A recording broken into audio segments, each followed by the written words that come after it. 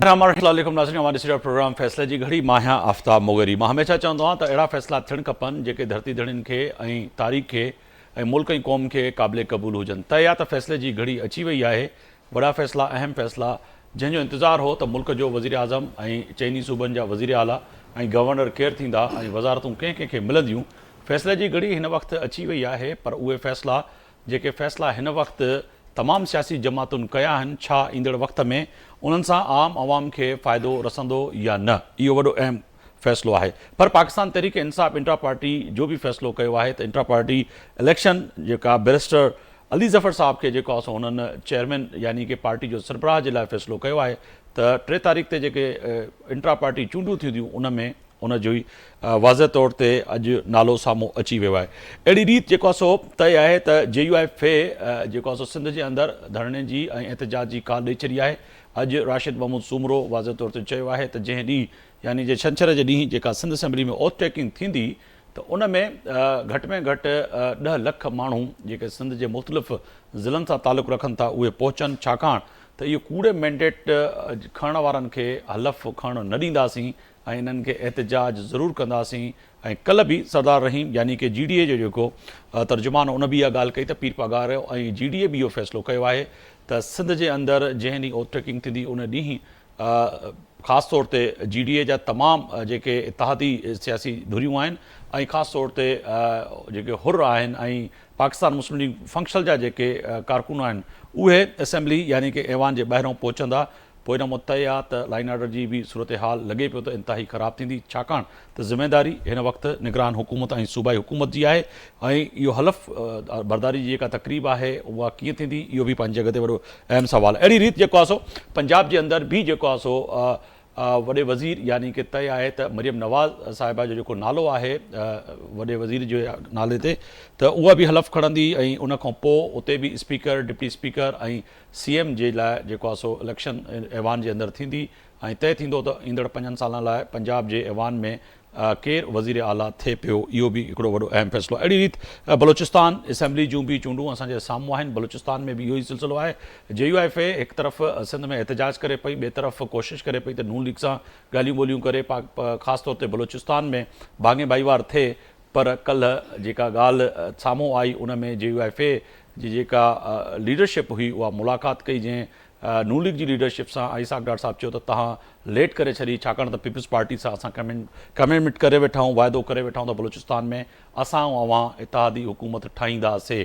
पर हाणे बि देरि न आहे, तव्हां उते बि असां सां शामिलु थी सघो था, इन में का हर्फ़ आख़िर न आहे। विफ़ाक़ जी ॻाल्हि कयूं त उन में बि तय थी वियो त सदर आसिफ़ अली ज़रदारी हूंदो ऐं वज़ीर आज़म 5 सालनि लाइ शहबाज शरीफ़ ऐं कैबिनेट में पाकिस्तान पीपल्स पार्टी पहिरें फ़ेज़ में त न हूंदी, छाकाणि त सिंध जे अंदरि ऐं पाकिस्तान जे अंदरि चेयरमैन बिलावल भुट्टो ज़रदारी जेका मुख़्तलिफ़ जलसागाह में माण्हुनि सां वाइदो वचन कयो त असां हुकूमत जो हिसो न बणिजंदासीं, छाकाणि त तनक़ीद थिए पई, फ़ैसिला अहिड़ा वरिता पिया वञनि जेके अवाम में मक़बूलियत ॾींहों ॾींहों किरंदी थी वञे, छाकाणि त IMF ॾे बि वञिणो आहे, महांगाई बि आहे, बिजली ते कंट्रोल ज़ाब्तो कीअं आणिबो, अटो लटो अझो जेको इहो वाइदो हुयो इहो कीअं पूरो थींदो, उन में बि वॾो बहस आहे। सिंध जी वरी वज़ारत जे लाइ ॻाल्हि कयूं त उन में बि जेको आहे सिंध में बहस पियो थिए त सिंध जो वॾो वज़ीर छा नासिर शाह हूंदो, फरियाल टारपुर साहिबा हूंदी, या वरी तय आहे त सिंध में जहिड़ी रीति नासिर शाह साहिब जो नालो आहे ऐं मुराद अली शाह जो, उन्हनि टिन्हिनि मां केरु हूंदो। पर घणे भाङे इहा तय थी चुकी आहे ॻाल्हि त सिंध जो वॾो वज़ीर मुराद अली शाह ई हूंदो। इन ते अॼु ॻाल्हि ॿोल कंदासीं। वॾा अहम इशूज़ आहिनि। मुंहिंजा मोज़िज़ महिमान स्टूडियो में मूंखे जॉइन कयो आहे मंसूर मोगरी साहब, सीनियर सहाफ़ी तज़िया निगार आहिनि। वॾी महिरबानी अव्हां जी, अव्हां वक़्तु कढियो असांजे प्रोग्राम जे लाइ। पाकिस्तान पीपल्स पार्टी जा गुड़ा रुकन बि आहिनि ऐं सियासी फैमिली सां तालुक़ बि आहे ऐं हिन वक़्तु बि इलेक्शन खटे करे हिन ऐवान में छंछर जे ॾींहुं हलफ़ बि खणंदा। पीर मुजीब साहब बि आहिनि असां सां। अव्हां जी वॾी महिरबानी, अव्हां असां सां स्टूडियो में मौजूदु आहियो। टेलीफोन ते असां सां मौजूदु आहिनि सीनियर कानूनदान आहिनि सरदार यासीन आज़ाद साहब ऐं उन सां गॾोगॾु पाकिस्तान मुस्लिम लीग नून जा अॻवान आहिनि। आपका भी बहुत शुक्रिया कि आपने वक्त निकाला मेरे प्रोग्राम के लिए। हसनैन मिर्ज़ा साहब आहिनि, मिर्ज़ा फैमिली सां तालुक़ बि आहे ऐं तय आहे त सिंध जे अंदरि जेका हिनमहिल वाइब्रेट सियासत आहे उन में नौजवान ऐं गॾोगॾु जेको आहे सो हिन वक़्तु GDA जे प्लेटफॉर्म तां यकीनी तौर ते हिकिड़ो वॾो अहम आवाज़ु आहे अपोज़िशन जो, उहे बि असां सां टेलीफोन लाइन ते मौजूदु आहिनि। अव्हां जी बि वॾी महिरबानी, तव्हां वक़्तु कढियो मुंहिंजे प्रोग्राम जे लाइ। मां सभ खां पहिरियां मोगरी साहब आवाज़ ॾींदुसि तय आहे त intra party election Pakistan Tehreek इंसाफ़ barrister Ali Zafar जो नालो 3 मार्च ते ओवरटेकिंग जेका इलेक्शन थींदी उन में यकीन तौर ते इहो PTI इंट्रा पार्टी फ़ैसिलो त कंदी, पर पाकिस्तान तहरीक इंसाफ़ जीअं सुन्नी इतिहाद काउंसिल खे जॉइन कयो आहे उन खां पोइ हिन महिल अभाम पैदा थी वियो आहे त छा इन में रिज़र्व जेके सीटूं आहिनि उहे मिलंदियूं न मिलंदियूं, ऐं कंवर दिलशाद जेको अॻूणो इलेक्शन कमीशन जो जेको सरबराह आहे उहो चए पियो त थी सघे थो, इहा सवाबदीद आहे त इलेक्शन कमीशन अगरि उन्हनि खे सीटूं ॾे रिज़र्व त ॾेई सघे थी, पर कानून यकीनन ई कानून एक्सपर्टी त पंहिंजी जॻह ते आहे, पर नुक़सानु रसियो आहे इन निशान खां पोइ सुन्नी इतिहाद काउंसिल खे जॉइन करण सां PTI खे। मोगरी साहब ॾिसो तव्हांजो जेकी ॻाल्हियूं आहिनि उन में थोरो कुझु शयुनि सां मां इख़्तिलाफ़ रखां थो। जेकॾहिं हू सुन्नी इतिहाद काउंसिल खे जॉइन न कनि त हू काॾे वञनि, ठीकु आहे, 100 जे लॻभॻि हुनखे तक़रीबन सीटूं मिलियूं आहिनि, हाणे कुझु घटि थियूं आहिनि, उन्हनि जी मजबूरी छाकाणि त जहिड़े नमूने कानून साज़ी थियल आहे त जेको बि आज़ादु खटे ईंदो उनखे कंहिं न कंहिं पार्टी वञिणो आहे।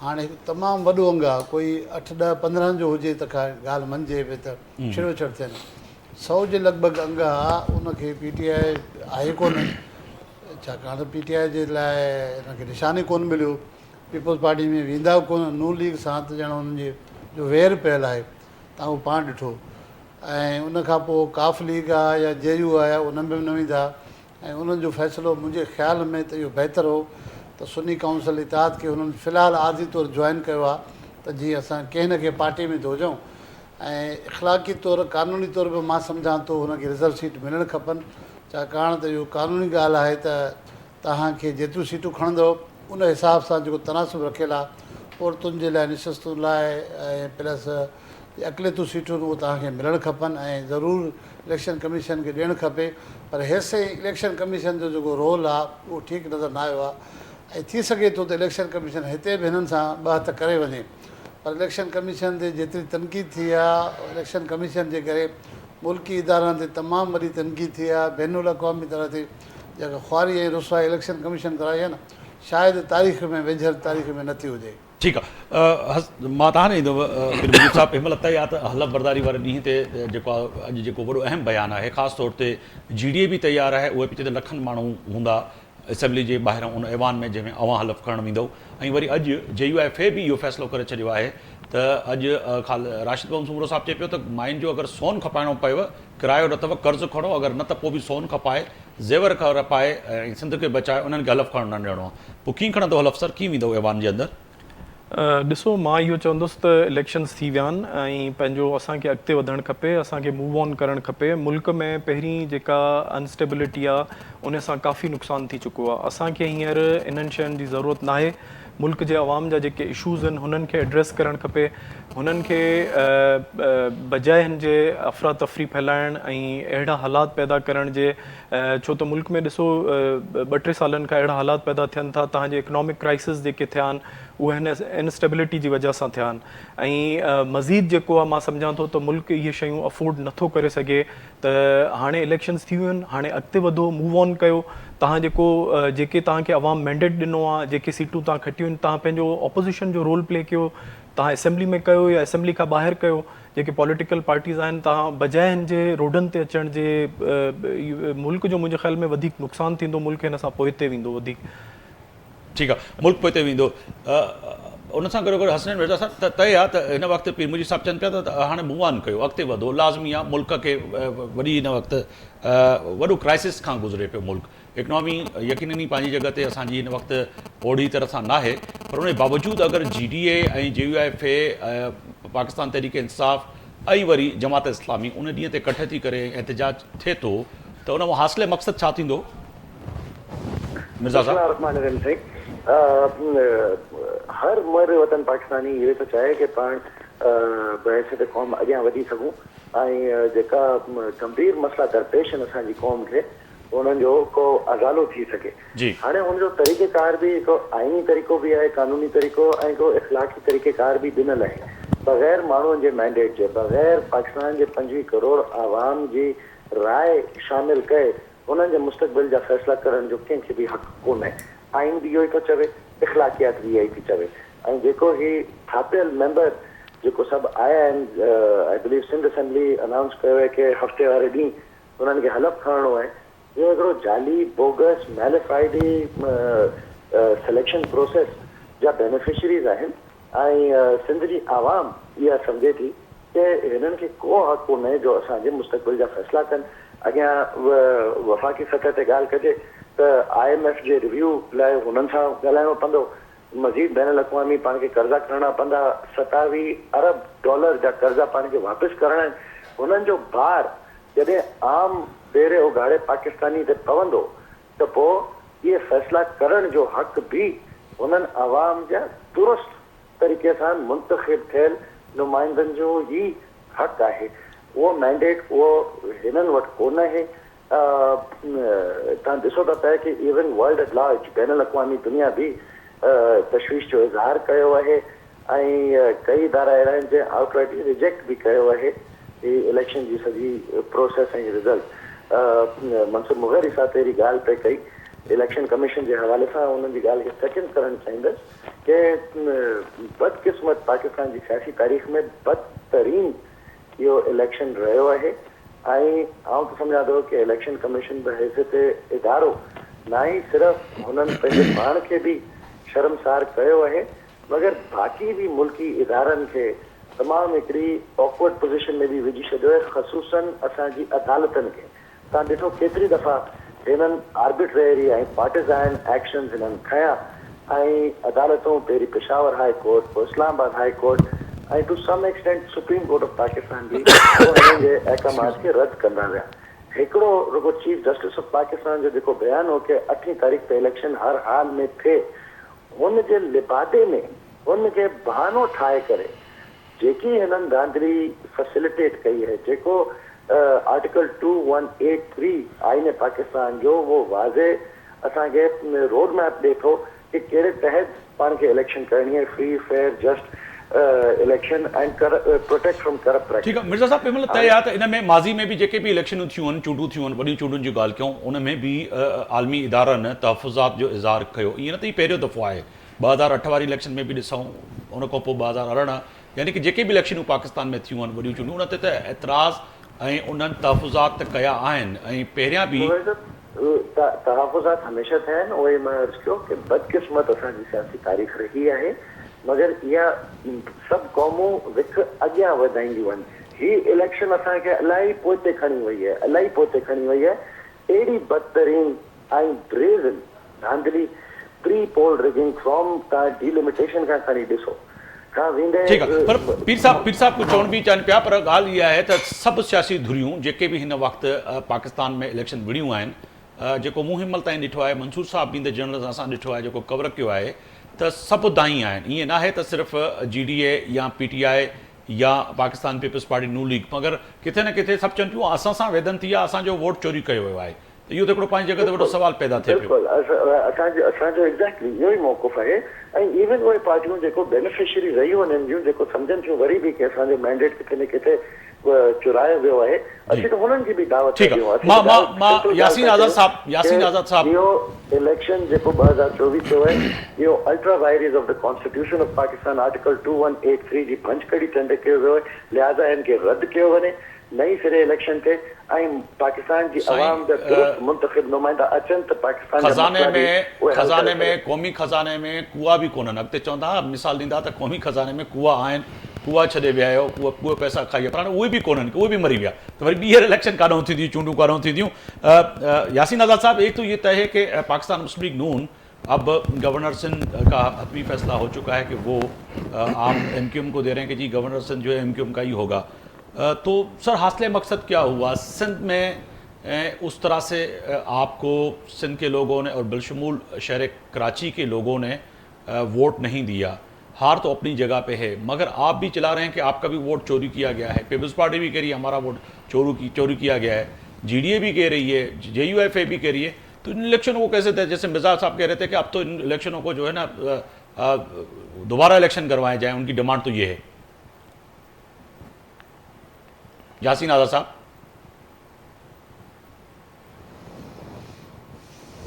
कोशिश क्यों।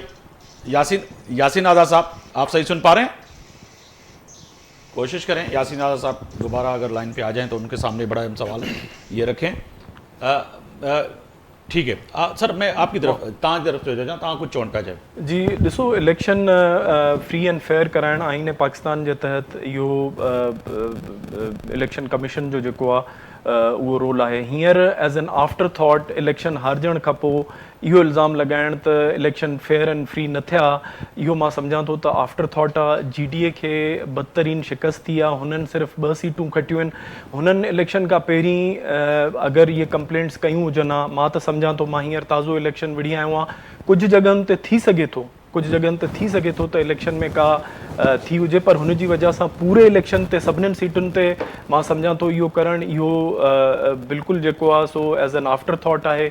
ऐं GDA खे जेको आहे अगरि माण्हुनि मैंडेट न ॾिनो आहे, सिंध जी आवाम मैंडेट न ॾिनो आहे, त हींअर वेही हुन ते हो ज़ाहिरा इहो ई करे था सघनि त इल्ज़ाम ताराशी कनि ऐं इहो बि चवनि त भई पूरो इलेक्शन जेको आहे रिग थियो आहे। मां सम्झां थो त इहो इलेक्शन तमामु सिंध में बिल्कुलु स्मूथ तरीक़े सां थियो आहे, धांधली का बि न थी आहे। सिंध जे अवाम खे मैंडेट सिंध जे माण्हुनि ॾिनो आहे ऐं हींअर ज़ाहिरा हारजण खां पोइ इहे इल्ज़ाम लॻाइण जेको आहे इहो इट्स बट नेचुरल। सही। पोइ मिर्ज़ा साहब जेका ॻाल्हि कनि पिया त जेके मतिलबु बदतरीन इहे इलेक्शन आहिनि, ही जेके आहिनि ही माज़ी में बि जीअं मूं ॻाल्हि कई त इल्ज़ाम लॻंदा रहिया आहिनि, पर मिर्ज़ा साहब पिया चवनि त ही चूंडूं जेके आहिनि इहे तारीख़ी और आलमी सतह ते जिन इदारनि इन्हनि खे कवर कयो उहे वॾियूं अहम चूंडूं त हुयूं, तव्हांजे लाइ त थी सघनि थियूं, अवां खटियल आहियो, पर हू सम्झनि था त बदतरीन इलेक्शन न। मां उहो ई चवां थो त थी सघे थो कुझु जॻहियुनि ते के अहिड़ियूं कंप्लेंट्स हुजनि, पर हुननि जे लाइ बि आइन में ॾिनल आहे, आर्टिकल 225 में तव्हांखे जेको ॾिनल आहे लीगल रेमेडी, हुननि वटि प्रूफ आहिनि अगरि त हू वञनि हुननि फॉरम्स ते, बजाए हिन जे जो अफ़रा तफ़री फैलाए मुल्क खे नुक़सानु ॾियण जी बजाए आई थिंक थोरी मेच्योरिटी सां हलणु खपे। जेके पॉलिटिकल पार्टीज़ आहिनि उन्हनि खे हींअर ॾिसी अगरि मुल्क में सियासत थींदी रहंदी, मुल्क जा हालात मुल्क हूंदो त सियासत थींदी न। उन्हनि खे जेको तव्हांखे फॉरम आहे, हसनैन साहब माशाल्लाह बैरिस्टर आहे, कानून खे ॼाणे थो, हुन में आइन में जेको तरीक़ेकार ॾिनल आहे हुन ते वञणु खपे, बजाए हिन जे जो रोडनि ते अचण जे।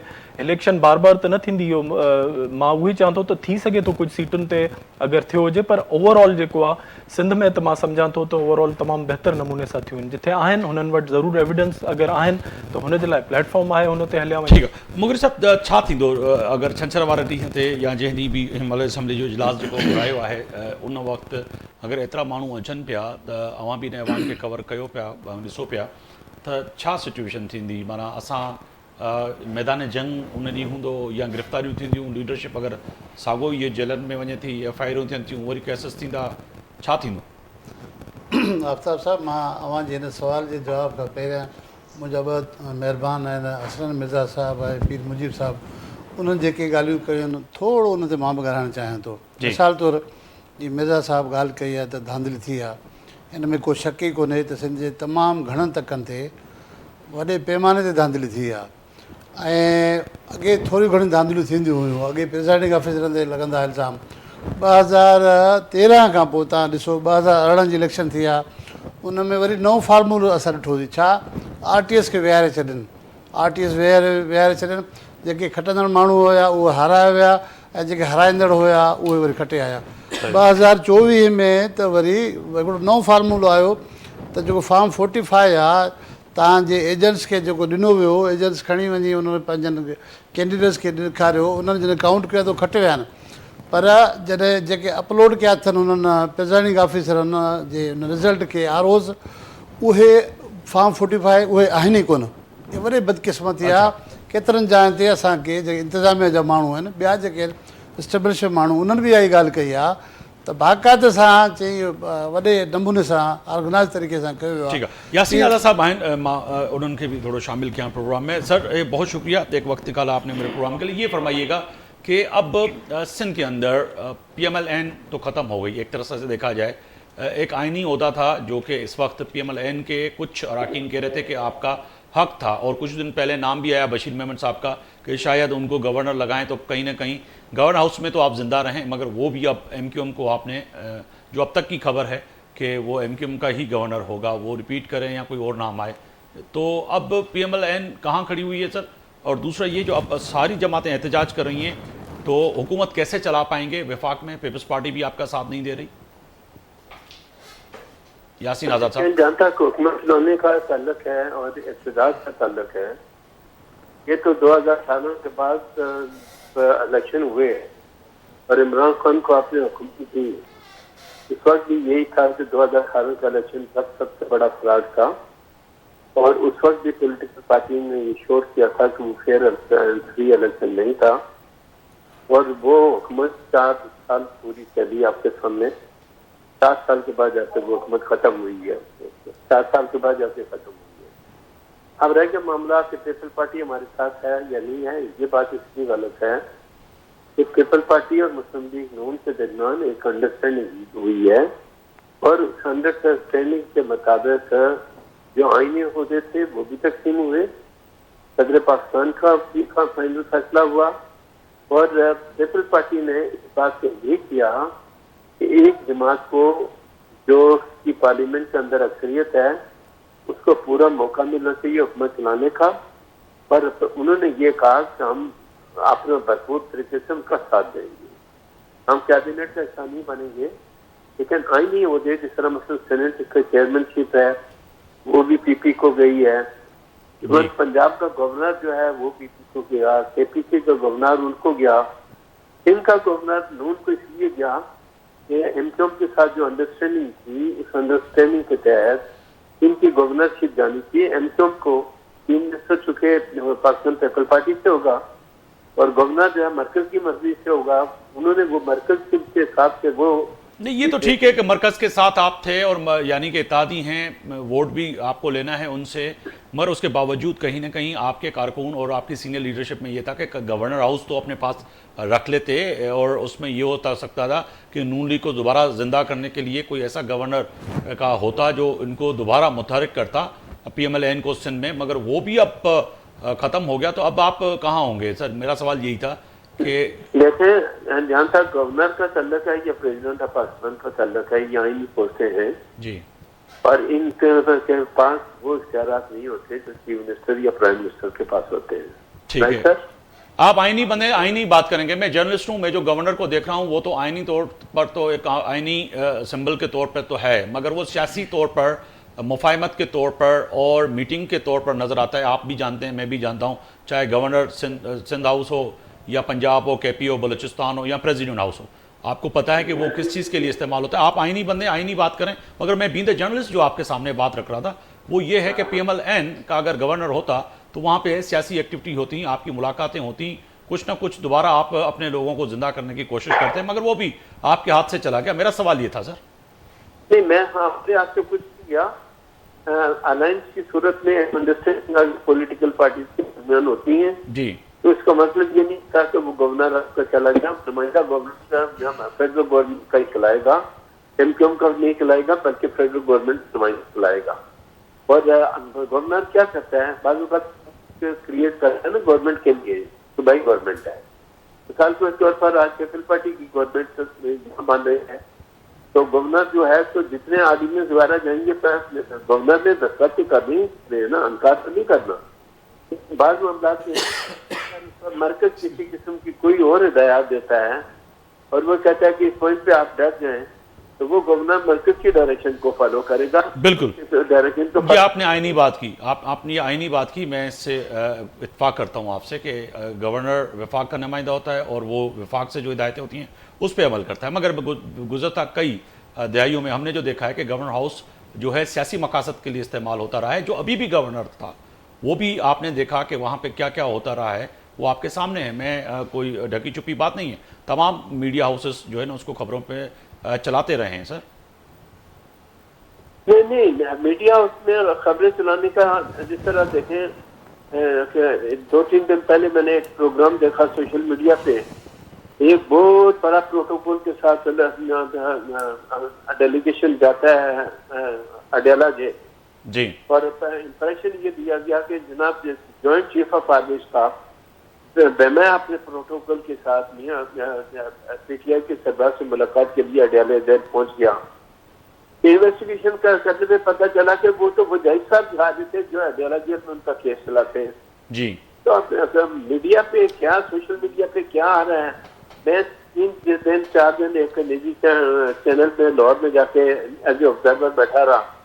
यकीन करने के बाद मुझे ये तकलीफ होती थी कि पैनल का एक आदमी कहता जी आज 4 आदमी मारे गए, अभी फैसलाबाद खबर आई है 10 आदमी मारे गए।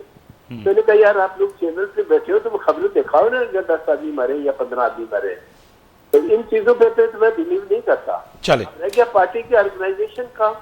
चलें सर, अब इससे आगे बढ़ते हैं। चलें ठीक है, गवर्नर आइनी होता है, गवर्नर उनको मिल गया, वो विफाक का होगा, शहबाज शरीफ और विफाक और प्रेसिडेंट के मातहत हो गया, और उससे आगे बढ़ते हैं। अफ्तार सर, यहाँ मुझे थोड़ी गुजारिश करने दें जी।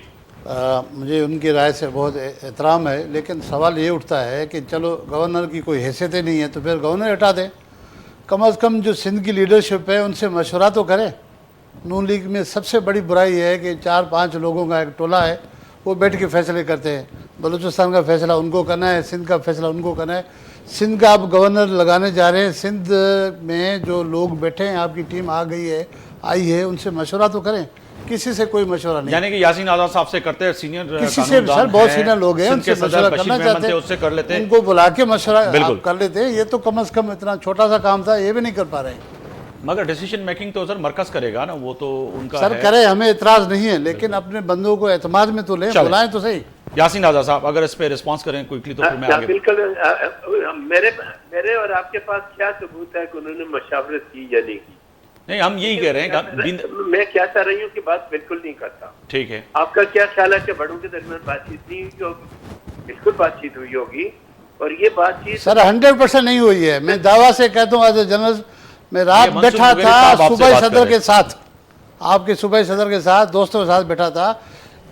कोई मुशावरत नहीं की गई है सूबाई सदारत से, सूबाई अहदेदारों से। मैं आपको दावा से एज ए जर्नलिस्ट कहता हूँ नहीं की गई है, जो ना होना चाहिए था।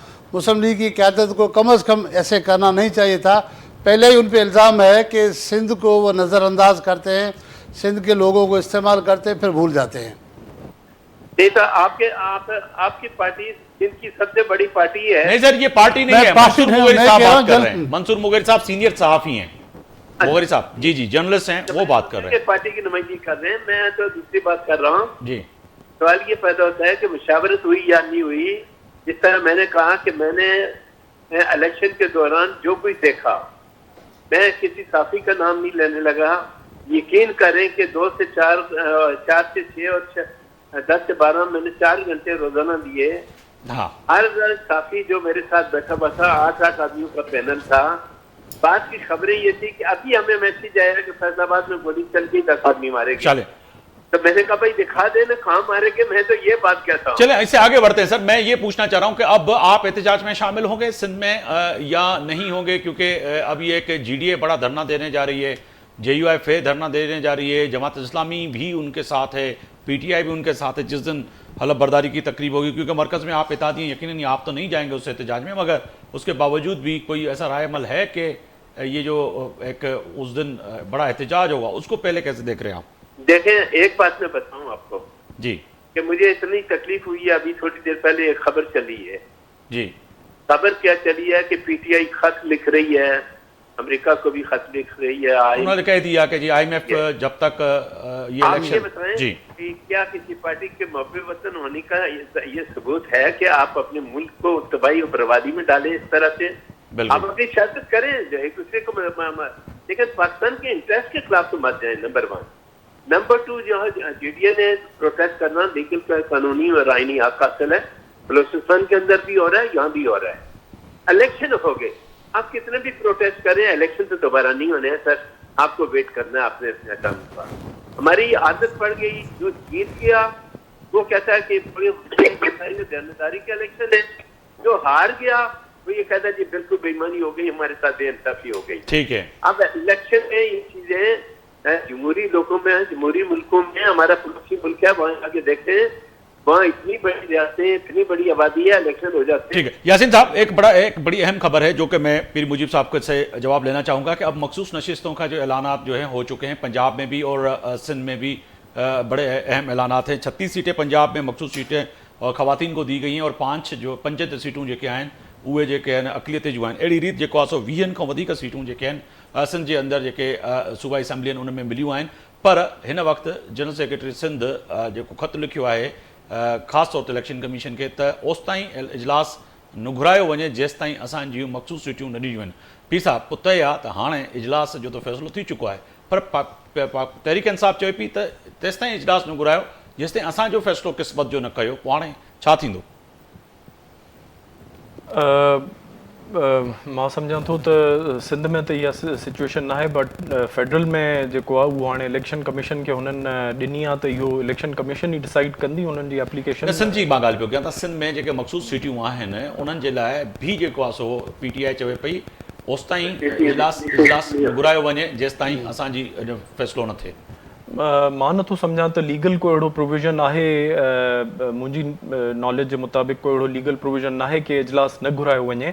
हुननि जी डिसीशन जॾहिं इलेक्शन कमीशन करे छॾंदी जंहिंजी वजह सां हुननि जूं सीटूं न वरितियूं वयूं, उहे पोइ जेको आहे हुननि खे जॉइन करे था सघनि। ऐं नई वरी को अहिड़ो मुंहिंजे ख़्याल में सिंध जी हुकूमत साज़ी ते को फ़र्क़ु पवंदो। पीपल्स पार्टी वटि त हिते एब्सोल्यूट मेजॉरिटी आहे, हुननि जूं सीटूं हुजण या न हुजण सां को हुन में फ़र्क़ु नथो पए स्पीकर जी या चीफ मिनिस्टर जी चूंड ते। त मां सम्झां थो हुनजो को लॉजिक बि न आहे त हुनखे छो रोकियो वञे। अगरि अहिड़ी का बॉर्डर लाइन जी सिचुएशन हुजे हा त उहो थिए हा, बाक़ी हाणे उहो इलेक्शन कमीशन जे डोमेन में आहे, उहा डिसाइड कंदा जंहिंजी वजह सां हुननि खे रोकियो वियो न, हुननि जूं लिस्टूं जमा थियूं लेडी सीट जूं। हसनैन मिर्ज़ा साहब, GDA खे बि हिकु मख़सूस सीट मिली आहे, पर जेके ॿियूं सीटूं आहिनि उन्हनि ते हलफ़ खणण जे लाइ GDA ऐवान में वेंदी या उहे सीटूं जेके छॾण जी ॻाल्हि थी आहे त इहे बि असां वापसि कयूंसीं, जेके पीर पागार साहिबु ऐलान कयो त इहे बि आसिफ़ ज़रदारी साहिब खे वापसि पिया ॾियूं, न खपनि असांखे। मोहित साहब, तव्हांजे सवाल खां पहिरीं आउं थोरो हिकिड़ो कॉमेंट करणु चाहींदुसि। बहैसियत पाकिस्तानी, बहैसियत आम पाकिस्तानी, जी बुख जो मारियल, अफ़लास जो मारियल, महांगाई जे बोझ हेठि दबियल आम पाकिस्तानी, आउं वेठो तव्हांजो शो पियो ॾिसां, ऐं जेकी वॾियूं पार्टियूं आहिनि असांजे मुल्क जूं, उन्हनि खे तरजीहात उन्हनि जूं छा आहिनि? रुगो इहो बंदर बांट, मुख़्तलिफ़ मरात, मुख़्तलिफ़ सीटूं, उहिदा, हे त पाकिस्तान खे माने केक वांगुरु कटे स्लाइस। हिकिड़ी पार्टी खे स्लाइस खपे बाबा ऐवान सदारत मुंहिंजी मिल्कियत हुजे, ॿी पार्टी खे खपे वज़ारत पंहिंजो आला पंजाब जो, ऐं हिकिड़ी पार्टी खे 2 सूबनि में। बसि इहा हिननि जी सोच आहे, इहा हिननि जी फ़िक्र आहे, इहा हिननि जी प्रायोरिटीज़ आहिनि। जान जी अमान पायां त वरी हिकिड़ो सवाल रखां त माज़ी में बि त अवां बि त हिन में भाङे भाईवार हुयो, सीटुनि में विफ़ाक़ी उहिदनि ते अवां जी वालदा बि रही ऐं अवां बि हुन में हिसेदार हुयो। ॻाल्हि इहा आहे कि जॾहिं अगरि मैंडेट जी छा अहमियत छा आहे, अगरि पब्लिक जो को इशू हुजे हा त छा ही पार्टीज़ पाण में वेही करे पंहिंजे मैनिफेस्टोस ते डिस्कस न कंदा? इहो मूंखे ॿुधायो तव्हां एज़ अ जर्नलिस्ट, केतिरियूं हिन जूं मीटिंगूं ऐं सॼो ही कोलिशन जेको अॼु जुड़े पियो। ॾिसो, मख़लूत हुकूमत हुस्न जमहूरियत आहे, उहा तमामु सुठी ॻाल्हि आहे। न मिर्ज़ा साहब, मूं हिकिड़ो सवाल रखियो, चाहे तव्हां तकड़ में रवानी में मूंखे हुनजो जवाबु अगरि तव्हां महिरबानी करे इनायत फरमायो त माज़ी में बि जेके इत्तेहादी हुकूमतूं ठहियूं यानी कि PTI में, उन में अवां बि बाग़े भाईवार हो, अवां वटि बि वज़ारत जो कलमदान हुयो। छो इन में इहो त वज़ार जो हो कलमदान, वज़ारत जी कॾहिं बि डिमांड कोन हुई। उहो तव्हांखे ख़बर हूंदो, जॾहिं PTI जो वफ़द पीर साहब पघार वटि किंगरी हाउस आयो हो त गैर मशरूत हिमायत जो कयो। सेम सिचुएशन वरी हाणे बि आहे न, त बिलावल भुट्टो ऐं पाकिस्तान पीपल्स पार्टी बि त इहा ई ॻाल्हि पई करे त असांखे वज़ारतूं खपनि ई न। सॼो बंटवारो हीअ सीटनि ते मराद ते आहे, टोटल इहा ई ॻाल्हि थी हले पई न। डिमांड्स वग़ैरह आईनी इदारा पाण खे सीटूं खपनि, अहिड़ी का बि डिमांड GDA घटि में घटि PTI सां कॾहिं कोन रखी हुई। हा, असां डिमांड्स रखियूं हुयूं सिंध खाते, डेवलपमेंट फंड या प्रायोरिटी प्रोजेक्ट्स वग़ैरह, ऐं पोइ असांजा PTI सां इख़्तिलाफ़ात बि हुननि ई बुनियाद ते रहिया। सियासत करणी आहे त माण्हुनि लाइ कजे, सियासत रुगो पंहिंजे पेट लाइ, पंहिंजे मुफ़ादनि लाइ, पंहिंजा ओता हासिल करण लाइ। इहो त हिकिड़ी आम चवणी आहे, इहो चवणी आहे बैरिस्टर साहब, मैंडेट सां तव्हां माइनस करे था छॾियो, पोइ इहा ई रिज़ल्ट थींदी। ॿई बैरिस्टर आहियो, मूंखे त हाणे ॿिन्हिनि जे विच में मां हिकिड़ो साफ़ी ॿ सां साफ़ी फासी वियो, पर उन जे बावजूदि अगरि तव्हां पीर मुजीब साहब तव्हां जवाबु ॾियो। हुकूमत साज़ी जो अमल इहो ई आहे न, इलेक्शन थियण खां पोइ जेके पार्टीज़ जेके जंहिंखे मैंडेट मिलियो आहे उहे हुकूमत साज़ी कंदियूं, ऐं इहो नेचुरली ज़ाहिर हुकूमतूं ठहंदियूं त माण्हुनि जे लाइ माण्हू को अमल करे सघंदो। ऐं पाण इलेक्शन न खटिया त हुन में इहो इल्ज़ामात। जी जी, बिलावल साहब त चयो असांखे का बि मिनिस्ट्री न खपे। इलेक्शन कैंपेन हलाई ऐं पूरो तनक़ीद जो निशानो कयो नून लीग खे, हुननि जी पॉलिसीज़ खे, PDM जे दौर खे। ऐं इहो पुछणु चाहींदुसि कि उहो तव्हांजा पीपल्स पार्टी जा जेका मैनिफेस्टो हो या स्लोगन हो, चुनो नई सोच को, त छा हू सम्झनि था कि शहबाज शरीफ़ उन नई सोच जी आकासी कंदो? पीपुल्स पार्टी जा जेका वाइदा कयल हुआ पंहिंजे माण्हुनि सां वोटरनि सां जेको मैनिफेस्टो खणी विया, छा उहे शराइत हुननि रखिया आहिनि नून लीग सां नई हुकूमत साज़ी लाइ, या रुगो इहो बंदर बाट ते ई फोकस रही आहे? ॾिसो बंदर बांट में त मां इहो चवंदुसि त बिलावल साहब का बि मिनिस्ट्री न वरिती आहे ऐं पंहिंजो जेको बिलावल साहब हींअर फ़ैसिलो कयो आहे, जेको डेडलॉक अची वियो, अनफॉर्चुनेटली का बि हिकिड़ी पॉलिटिकल पार्टी खे क्लियर मैंडेट न मिलियो त उहा सिंगल हैंडेडली जेको आहे उहा हुकूमत साज़ी करे सघनि। बिलावल साहब जंहिं सियासी मेच्योरिटी जो सबूत ॾिनो आहे त भई हिन डेडलॉक खे भञण जे लाइ तव्हांखे पॉलिटिकल पार्टी सां ॻाल्हाइणो पवंदो। जेको PTI जो स्टांस आहे या आई एम सॉरी टू से जेको GDA जो स्टांस आहे उहो मुंहिंजी त सम्झ खां ॿाहिरि आहे त भई हाणे इलेक्शन थी आहे, रिज़ल्ट्स अची आहे, हाणे उहो छा था चाहिनि त का बि पार्टी जेका आहे उहो पाण में politics is the art of possible. तव्हां जॾहिं पंहिंजी अकेले हुकूमत साज़ी करण जी का बि पॉलिटिकल पार्टी पोज़ीशन में न आई त सियासी मेच्योरिटी इहा ई डिमांड थी करे त भई तव्हां वेही हिन सिचुएशन में जेको बेस्ट पॉसिबल वे आउट हूंदो उहो तव्हां हुन में कंदो। ऐं हुन में पीपल्स पार्टी त का बि डिमांड न रखी आहे। हुननि त चयो असां तव्हांखे अनकंडीशनली सपोर्ट कयूं था ऐं असां तव्हांखे जेको आहे इन में हिकिड़ी शइ मां एड कयां साईं जी आफ्ताब साहब, जी जी त हिते पीपल्स पार्टी जी क़यादत ते हिकिड़ी भरपूर तनक़ीद ठहे थी, जेका मिर्ज़ा साहब ॻाल्हि कई आहे न, त बिलावल साहब सॼी कैंपेन में हुनखे टारगेट कयो नून लीग वारनि खे। ॿुधो आख़िर जॾहिं तव्हां ॾिसो कल्ह जॾहिं सुप्रीम कोर्ट मां निकिता त हुन चयो त न असां कोन था वियूं, असांजा मुज़ाकरा ज़रूरु वेहंदा, उन खां पोइ फाइनल थींदो, ऐं न थियो त वरी मार्शल लॉ लॻे दमादम मस कलर ते। ऐं राति अचानक जेको आहे सो ख़बरुनि में हलंदो रहियो त मुज़ाकराती कमेटी वेंदी, पाण में मामला तइ कंदी। ख़बर पई त भई सभु अची वेही जेका उहे सोचूं त मार्शल लॉ लॻे मुल्क में, न लॻे न, पर चवण जो मतिलबु बिल्कुलु जाइज़ आहे। या त तव्हां कंहिं कहिड़े को बुरो आहे, ख़राबु आहे, त हुन ते एतिरो तनक़ीद न कयो। हिकिड़ो सवाल रखां सभिनी पैनल जे साम्हूं त कल्ह ताईं JUFA पाकिस्तान तहरीक इंसाफ़ जो सरबराह हर जलसनि में मौलाना फज़लुर रहमान ते तनक़ीद कंदो, पर JUFA सां वेहण जे लाइ तयारु थी विया। त सियासत में त हर्फ़ आख़िर न आहे, ऐं सुभाणे मता बि GDA किथे न किथे कोलिशन में सिंध में पाकिस्तान पीपल्स पार्टी सां बि वेहे, ईअं बि थी सघे पियो पीर साहब? जी बिल्कुलु, पीपल्स पार्टी जो जेको पंहिंजो स्टैंस आहे, जेका पीपल्स पार्टी पंहिंजी तनक़ीद कई पे नून लीग ते, उहा हुन ते क़ाइमु आहे। ॾिसो हिन हुकूमत जो हिसो उहे इन करे नथा ठहनि, अगरि हुकूमत जो तव्हां हिसो ठहियो, मिनिस्ट्रीज़ वठो ऐं पोइ तव्हां जेको आहे हुन गवर्नमेंट ते तनक़ीद बि कयो त उहो मुंहिंजे ख़्याल में जस्टिफाइड न आहे। पर जॾहिं तव्हां हुकूमत जो हिसो ई न आहियो त पीपल्स पार्टी पंहिंजे स्टैंड्स ते जेके हुननि जा इशू, अगरि ॿिए फेज़ में जेको हल बरदारी थिए थी, पहिरें फेज़ में ॿिए फेज़ में पीपल्स पार्टी वरी फॉरेन मिनिस्ट्री वठे पई ऐं मिनिस्ट्रियूं वठे पई ऐं वेहे पई, त पोइ किथे हूंदा? सवाल इहो बि पैदा थिए। उहा ॻाल्हि आहे त बूटी हराम रहो इलाल आहे, जेका रस आहे उहा इनखे ईअं बि चई सघो पिया त नून लीग जेको आहे क़ौमी फ़ैसिलनि में अकेले खूह में किरे असां हुन सां गॾु टपो न ॾींदासीं। पीपल्स पार्टी जेका आसान फार्मूलो जंहिंखे चइजे, इहो ई आहे पीर साहब? न, मां ॾिसो ईअं ॿियनि डेमोक्रेसीज़ में ईअं हूंदो आहे, तव्हां इवन हुते त पंहिंजी पार्टी जा माण्हू जेके आहिनि पंहिंजी पॉलिसीज़ ते तनक़ीद कंदा आहिनि, जेके इवन तव्हांजा बैक बेंचर्स हूंदा आहिनि, जेके गवर्नमेंट में न वेठा हूंदा आहिनि, शैडो कैबिनेट्स ठहंदियूं आहिनि, तव्हां ईअं न आहे की पीपल्स पार्टी हुननि सां शामिल आहे त पोइ हुननि जी ग़लति ॻाल्हियुनि ते तनक़ीद न कंदी। पीपल्स पार्टी बिल्कुलु तनक़ीद कंदी। ज़ाहिर आहे पीपल्स पार्टी जी जेका मैनिफेस्टो आहे, जेका पीपल्स पार्टी जी सियासत आहे, उहा हुन ते तनक़ीद करण जो राइट आहे, उहो करे थी सघे सदा करे, पर ऐं उन्हनि ते डिफरेंस ऑफ ओपिनियन हुकूमत में वेंदासीं कोन। पोइ आख़िर राति जे पेट में आख़िर अहिड़ी कहिड़ी मजबूरी थी वई? ठीकु आहे, पाण ऐलान कंदा रहिया चेयरमैन साहब, हिन क्राइसिस मां निकिरण जे लाइ ॿियो को तरीक़ेकार न हो। पीपल्स पार्टी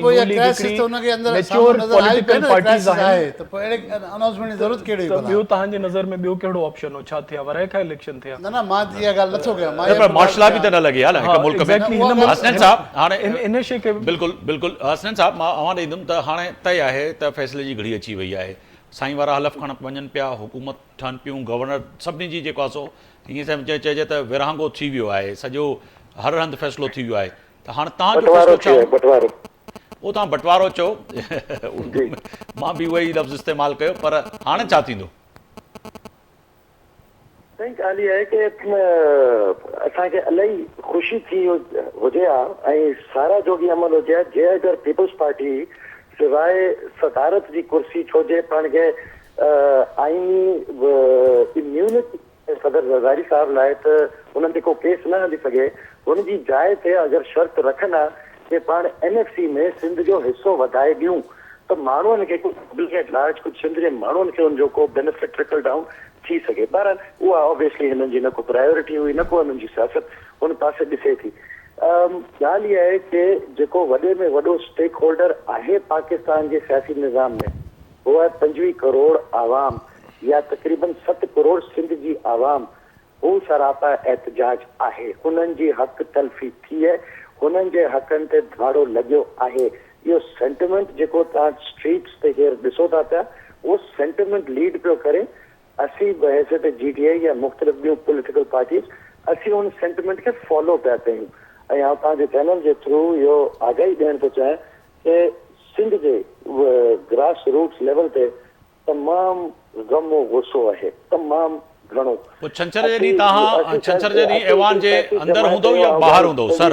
ऐं ॻाल्हि खे समेटे वठां, जी जस्ट 30 सेकेंड्स।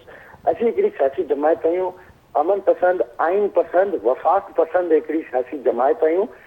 जेसीं ताईं असीं मैदान अमल में हूंदासीं, असां हिनखे सेंटिमेंट खे कोशिशि कंदासीं कि चैनलाइज़ करे पॉलिटिकल डोमेन में हिनखे रखिजे, वफ़ाक़ जी सरपरस्ती में हिनखे रखिजे, आइन जी पासदारी कजे। मगर जे असांखे हिन मां माइनस कयो थो वञे, GDA खे, JUIF खे, जमायत इस्लामी खे, PTI खे, हिननि खे त जेको ग्राउंड ते रियल सेंटिमेंट आहे। ठीकु आहे, मां मुख़्तसर अगरि हिनखे थोरो कजो त छंछर वारे ॾियारे जे मज़हबी इंतिहाई पसंद जमायतनि खे मिर्ज़ा साहब पोइ हिकिड़ो फर्टाइल रिक्रूटमेंट ग्राउंड मिली थी वञे, उहा शइ उहो मुल्क कतई उहो अफोर्ड नथो करे। सर मिर्ज़ा साहब, छंछर वारे ॾींहुं तव्हां ऐवान जे अंदरि हूंदव, ॿाहिरि हूंदव, या वरी एहतजाज खां पोइ तव्हांजे मथां को केस थींदा, FIR थींदियूं, लाज़मी आहे त हिन वक़्तु अॼु शायदि 144 लॻी थो वञे त पोइ त एतिरा माण्हू इकट्ठे बि नथा थी सघनि। वधीक मोहरी साहब खां मां हिन जो पुछंदुसि, अगरि क्विकली आहे तव्हां जवाबु ॾियो। असीं कोन था एक्सेप्ट कयूं कि हिन मौजूदा सेटअप जी बि का लीगल वैलिडिटी या अथॉरिटी आहे, ऐं न को जेका थापियल मेंबर जेको चूंड करण था अचनि। पब्लिक एट लार्ज मुंहिंजी ज़ात जो त को सवाल कोन्हे, मुंहिंजी कहिड़ी हैसियत आहे, मगर पब्लिक एट लार्ज अगरि लखनि जी तादाद में पीर मुंहिंजी साहब छंछर जे ॾींहुं जेको इजलास थिए पियो ऑटवर्किंग, उन जे लाइ का अहिड़ी कमेटी जुड़ी वेंदी जो ही जेके दोस्त नाराज़ आहिनि हिन सां का ॻाल्हि ॿोल थी सघे, ऐं एहतजाज लाइ जमहूरी हक़ आहे, पर हिकिड़ो वॾो अगरि एॾो एहतजाज थिए थो, पीर साहब बि कॉल ॾिनी आहे, JUIF बि चयो आहे, त पोइ हुनखे कीअं संभालींदो? ॾिसो, पीपल्स पार्टी पॉलिटिकल पार्टी आहे, हमेशह ॻाल्हियुनि जी गुंजाइश पीपल्स पार्टी रखंदी आहे, ऐं इहो ई तरीक़ेकार आहे। भले वेही पंहिंजो जेके हुननि जूं ॻाल्हियूं आहिनि, जेके रिज़र्वेशन्स आहिनि, अॻिते जे लाइ हुननि ते माण्हू ॻाल्हाए। बाक़ी हाणे त इलेक्शंस वग़ैरह थी वियूं आहिनि, मैंडेट जेको ॻाल्हि कनि था मिर्ज़ा साहब, उहो अवाम पंहिंजो मैंडेट जो इज़हार इलेक्शंस जे थ्रू, वोट जे थ्रू उहे हुननि करे छॾियो आहे। हिननि खे अलाए कहिड़ी कीअं ख़बर पई त अवाम हिननि खे मैंडेट ॾिनो आहे, उन जो प्रूफ त इलेक्शन हूंदी आहे, इलेक्शन में अवाम पंहिंजो मैंडेट क्लियर ॾेई छॾियो आहे। हाणे वेही as an afterthought election खां पोइ इहे ॻाल्हियूं करणु, बाक़ी ॻाल्हियुनि जे लाइ त कॾहिं बि पीपल्स पार्टी हिकिड़ी पॉलिटिकल पार्टी आहे, मैच्योर पॉलिटिकल पार्टी आहे। साहब मुख़्तसर अगरि छंछर वारे ॾींहुं तव्हां सिचुएशन छा पिया ॾिसो, छा थींदो, छाकाणि त हिन महिल वाइंड अप जे तरफ़ बि वञूं पिया, छा थींदो? साईं, मुंहिंजो ख़्यालु आहे त जेको हैदराबाद वारो जलसो थियो आहे, धरणो लॻो आहे, उहो तारीख़ी हो, मज़ाक न आहे। ठीकु आहे, उन सिंध छा सॼे पाकिस्तान जी इस्टेब्लिशमेंट खे लोॾे छॾियो आहे। ठीकु आहे, ऐं मौजूदा जेका निगरान सरकार आहे उहा कॾहिं बि न चाहींदी त एतिरा माण्हू या इन खां वधीक माण्हू कराची में इकट्ठे थी विया। जेकॾहिं कराची जैम पैक थिए थो त उनजा तमामु वॾा असर थींदा, इंटरनेशनल लेवल ते बि तमामु घणो उनजा ख़राबु असर थींदा, मईशत जे लाइ, इंतिज़ामी तौरु ॿियनि मामलनि जे लाइ, के दहशतगर्द विच में घिरी अहिड़ी क़िस्म जी कार्रवाई करे सघनि था। वॾी महिरबानी मंसूर मोगेरी साहब, अवां वक़्तु कढियो मुंहिंजे प्रोग्राम जे लाइ। पीर मुजीब साहब, अवां जी बि वॾी महिरबानी, अवां वक़्तु कढियो मुंहिंजे प्रोग्राम जे लाइ। हिन सां गॾोगॾु असां सां हसनैन मिर्ज़ा साहब हुया टॉप लाइन ते, उन्हनि जी बि वॾी महिरबानी। यासीन आज़ाद साहब जी वॾी महिरबानी। चारई महिमान वॾा अहम, पर तय आहे त फ़ैसिले जी घड़ी अची चुकी आहे। हिन वक़्तु फ़ैसिला थी चुका आहिनि। छंछर जे ॾींहुं सिंध जे ऐवान में सिंध जे उन ईंदड़ 5 सालनि जे अवाम जा नुमाइंदा हलफ़ खणंदा, पर GDA, JUIF, पाकिस्तान तहरीक इंसाफ़, जमात इस्लामी सभु सियासी धुरियूं एहतजाज कंदियूं, उन्हनि जो जमहूरी हक़ आहे, पर लॻे थो त उन्हनि मैदान जंग हूंदो जेको असांखे हिन वक़्तु नज़र अचे थो। आफ्ताब मोगरी खे इजाज़त ॾींदा, अल्लाह हाफ़िज़।